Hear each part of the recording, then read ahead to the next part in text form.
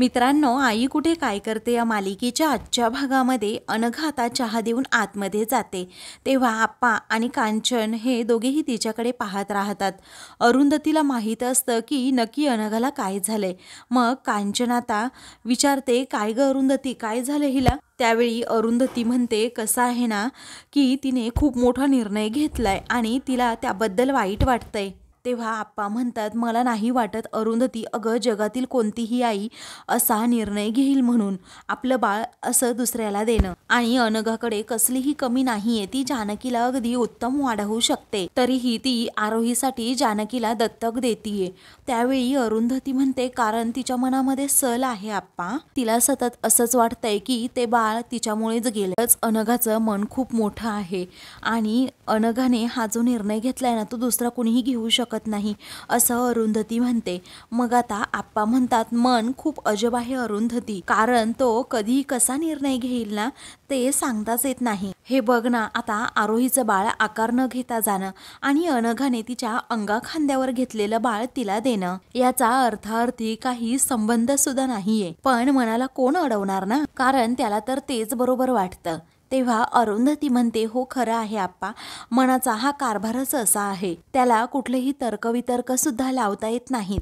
तेव्हा यावेळी सुद्धा मी काही बोलत नाहीये, कारण स्वतःला दोष न देता अनघा जर आनंदात जगणार असेल तर ते माझ्यासाठी जास्त महत्त्वाचं आहे। तर ती आयुष्यभर आरोहीचं बाळ माझ्यामुळेच गेलं या गोष्टीला जबाबदार ठरवत असेल, यातून आरोही बाहेर निघेल खरं, परंतु अनघाचं आयुष्य खूप कठीण होईल। अहो आप्पा, तिला असं वाटतंय की तिच्या हातून पाप घडले आणि हे करून जर तिला तिच्या पापाचं परिमर्जन झालं असेल असं वाटत असेल तर ठीक आहे ना आप्पा, तर देऊ देत तिला जानकीला दत्तक। अनघासाठी ते खूप कठीण असणार आहे ना, पण आपण तरी काय बोलणार। तेव्हा कांचन म्हणते, छे ग, मला नाही तसं वाटत, शेवटी सगळेजण एकाच घरात राहणार आहेत ना, आणि जानकीने तिच्या नावापुढे यशचं किंवा अभिचं नाव लावलं काय तर काय फरक पडतो, शेवटी तिला प्रेम सगळ्यांचंच मिळणार आहे ना। मग आता अरुंधती म्हणते, आई तुम्ही असं बोलताय? मग आता आप्पा विचारतात, काय ग कांचन तू असं बोलते? मग आरोहीला असं जानकी दत्तक मागण्याची काय गरज होती, एकाच घरात राहणार आहेत ना आपण सर्वजण। त्यावेळी कांचन म्हणते, अहो नाही म्हटलं तरी या अपघाताला अनघात जबाबदार आहे ना।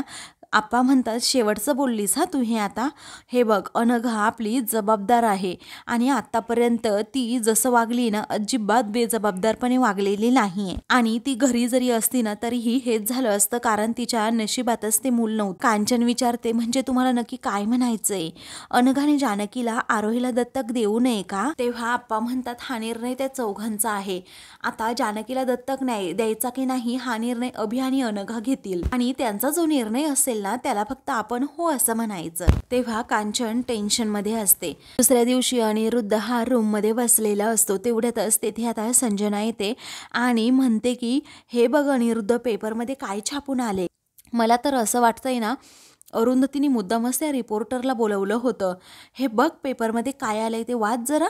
अरे फेम मिळवण्यासाठी ती सिंपती कार्ड खेळतीये, त्यांना समजावं ना ती किती बिचारी आहे, म्हणून ती काय करतीये, व्हिलन ठरवतीये।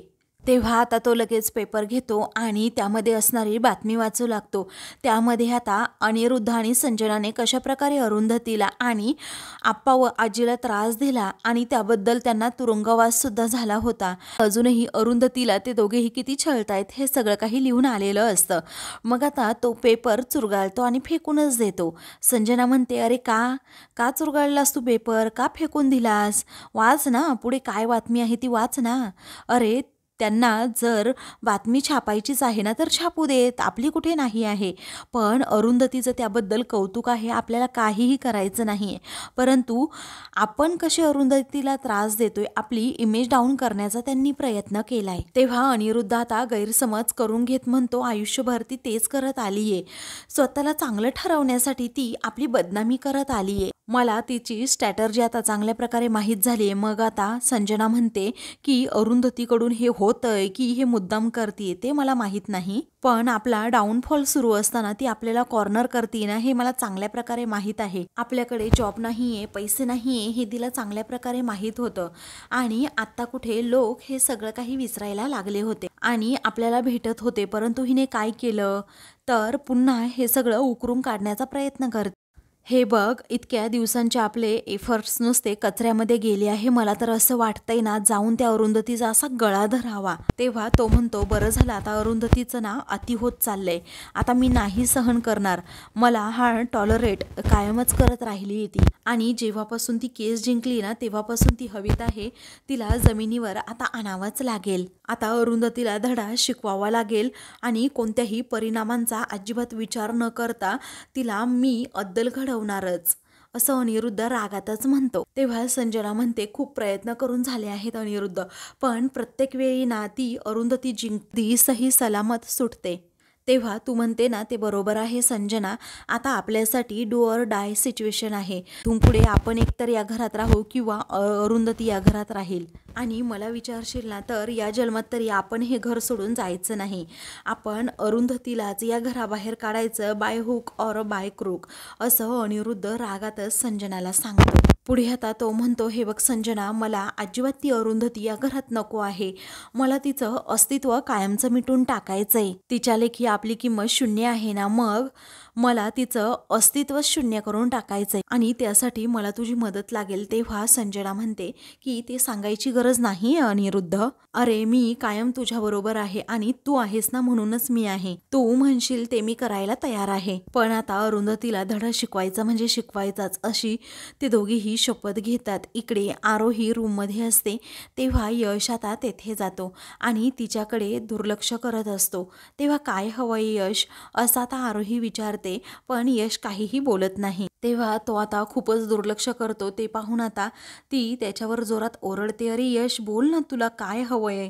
अरे मी तिथे ना सापडून आणि तू माझ्याशी असं का वागतोय तुटक तुटक? तेव्हा यश आता म्हणतो, काय बोलू मी तुझ्याशी, काय बोलू सांग ना. अगं तू अनघाकडे काय मागतीये तर जानकी. तेव्हा आता मला हे अजिबात पटलेलं नाही, असं म्हणून यश हा तिच्याकडे पाठ करतो. रोही म्हणते, अनघा तयार आहे ना. मग आता यश म्हणतो, तो तिच्या मनाचा मोठेपणा आहे. अगं तू तिच्याकडे जरा बघ, कारण तिने तिच्या काळजावर केवढा मोठा दगड ठेवलाय याचा विचार कर जरा. तेव्हा आता ती म्हणते, म्हणजे मीच वाईट असं म्हणायचंय ना यश तुला? माझं बाळ गेलंय तरीही मीच वाईट असं आहे का? मग आता तो म्हणतो, तसं म्हणायचं नाहीये मला. त्यानंतर आता ती स्वतःला दोष देऊ लागते. तेव्हा तो म्हणतो, तुला कुणी काहीही बोलत नाहीये, पण एक गोष्ट लक्षात ठेव. हे बघ, जेव्हा तुम्ही दोघी जायला लागलात ना तेव्हा तुझ्या पोटात दुखायला लागलं. तेव्हा आता तो तिला म्हणतो, हे बघ तू जे काही वागतेस ना ते मला नाही आवडत. मग आता ती म्हणते, हे बघ मला जानकी बरोबर राहिलं ना खूप बरं वाटतं रे. त्यावेळी आता यश म्हणतो, तुला कोण नाही म्हणतंय, तू तिच्यासोबत राहूच शकते ना. तो आता तिला समजावू लागतो, मला एक गोष्ट सांग, कधीही अनघाने तुला जानकी जवळ जाण्यापासून अडवलंय का? आणि अनघा नेहमी तुझ्यासाठी किती काय करते ना हे बघ जरा तू. ही शक्य असताना तर अनघाने सगळं काही तिच्यावरच घेतलं असतं संकट. जरा विचार कर. हे बघ, जर हे सगळं तुझ्या बाबतीत न घडता अनघाच्या बाबतीत जर घडलं असतं आणि तिने तुझ्याकडे जर तुझं मूल मागितलं असतं तर मग तू काय केलं असतं? तेव्हा हा विचार करून आता आरोहीला प्रचंड धक्का बसतो. त्यावेळी आता तो आरोहीला जवळ घेतो आणि म्हणतो, हे बघ आरोही, हे सगळं तुझ्या डोक्यात कुठून आलं ना मला तेच माहीत नाही, पण नक्कीच दुसरं कोणीतरी तुझ्या डोक्यात हे भरवतंय आणि याची मला पूर्णपणे खात्री आहे. कारण आरोही तू कधीच स्वार्थी नव्हतीस आणि नाही आहे. अगं आरोही, तू काय वागती ना जरा स्वतःच्या मनाचा थोडा विचार कर. जानकी कायमच तुझ्या डोळ्यासमोर असणार आहे, कारण तिचं तुझ्यावर प्रेम आहे आणि तुझंही तिच्यावर खूप प्रेम आहे. आणि तुमच्यामध्ये कधी अनघा आलीये का? नाही ना. मग अजून काय हवंय तुला? तेवढं पुरेसं नाहीये का? ता आरोही म्हणते, अरे पण मी जानकीची काकू आहे ना रे, मी आई नाहीये. त्यावेळी आता यश हसतो आणि म्हणतो, अगं एखाद्या मुलावर प्रेम करण्यासाठी त्याची आईच असणं आवश्यक असतं का? बाकी कुठल्याही नात्यांमध्ये प्रेम नसतं का? आणि हे तू म्हणतेस, अगं जरा तू तुझं आणि आईचं नातं बघ.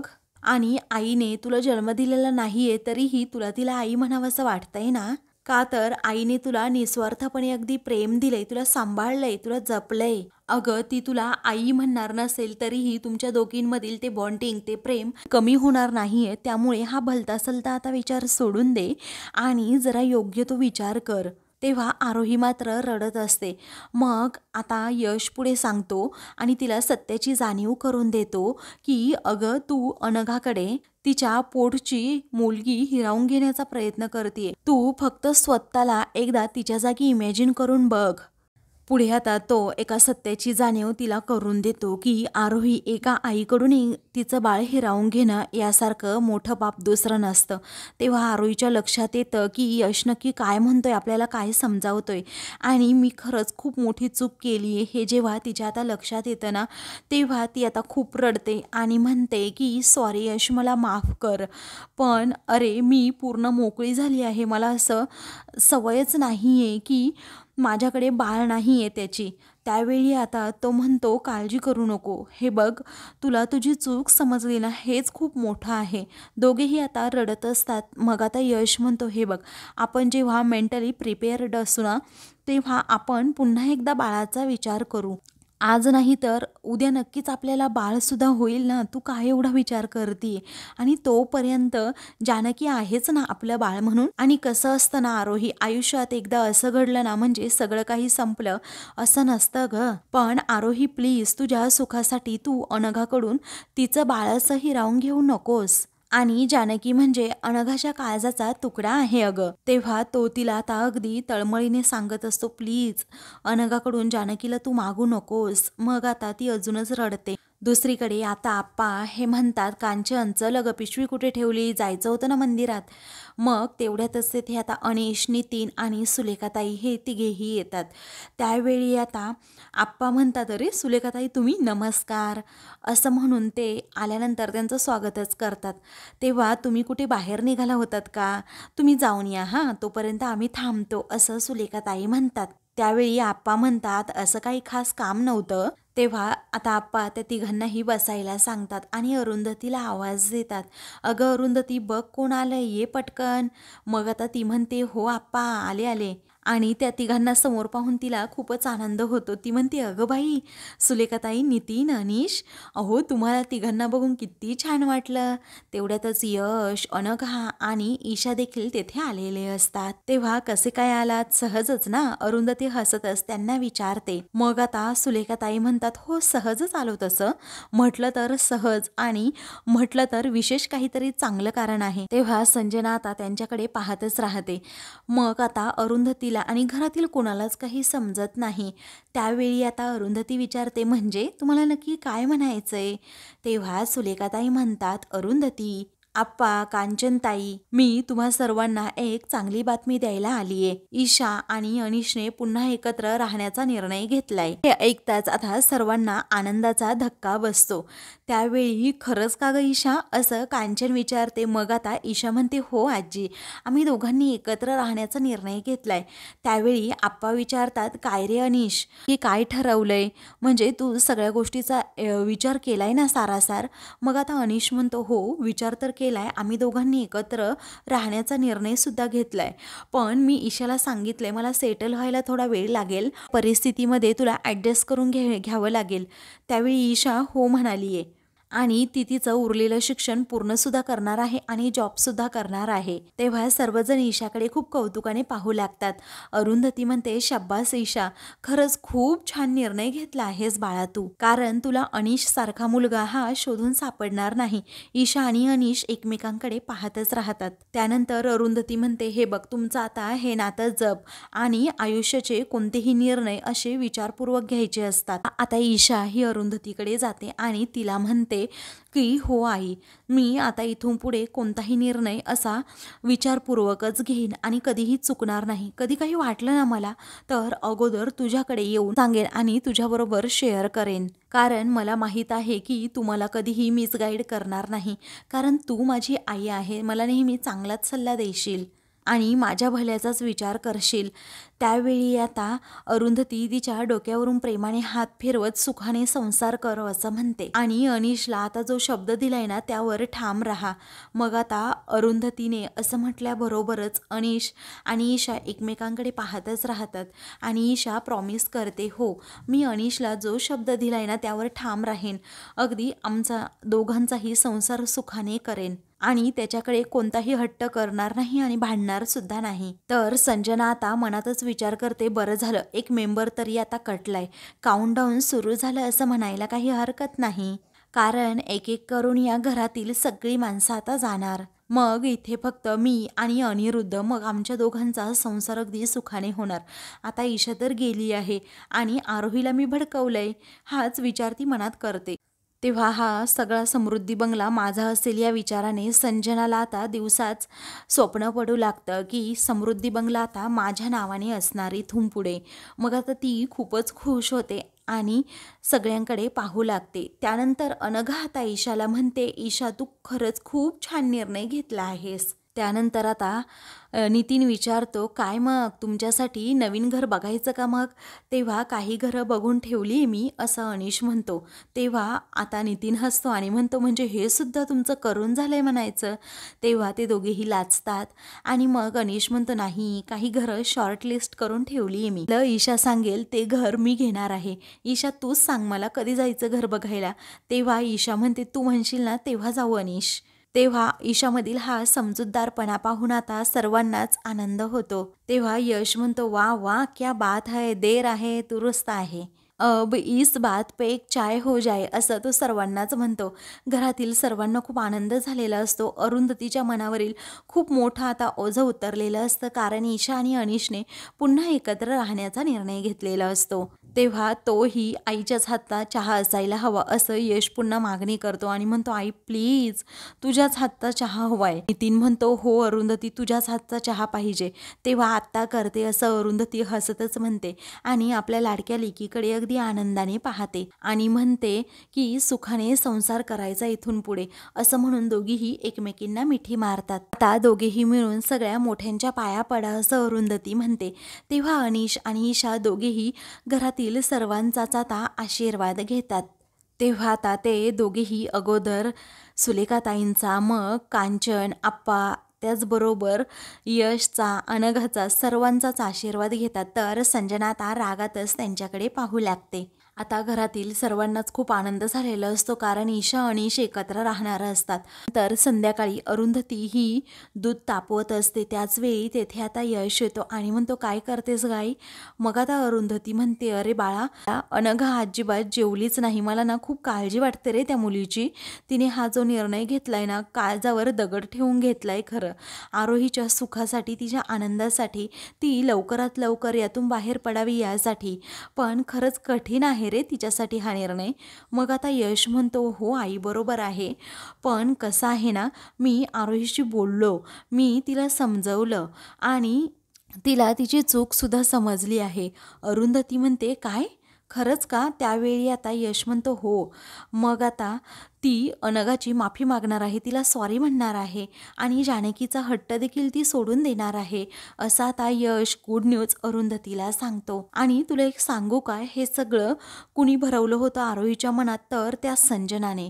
मग अरुंधतीच्या लक्षात येतं की या संजनानेच तिचा ब्रेनवॉश केला असेल आणि ती आता यशला म्हणते की मी पण तोच विचार करत होते की आरोही अशी नाही आहे, ती असा तडकाफडकी निर्णय घेणारी मुलगी नाही आहे, ती अशी अचानक कशी वागायला लागली कळालंच नव्हतं मला. मग आता या संजनाचं तरी काय करायचं रे, ती यशला विचारते. तेव्हा आपण तर आता या क्षणी काहीच करू शकत नाही, कारण तिला आपल्या घराचं चांगलं झालेलं बघवतच नाही. आपल्या घरात ना नुसते वाद कधी होतील याकडेच तिचं लक्ष असतं. घरात अशी शांतता तिला नकोच असते असं यश खूप रागात आता म्हणत असतो. तेव्हा आता अरुंधती म्हणते, एक गोष्ट लक्षात ठेव, अरे तिने कितीही आपलं वाईट चिंतलं ना तरीही तो आपल्या बरोबर आहे.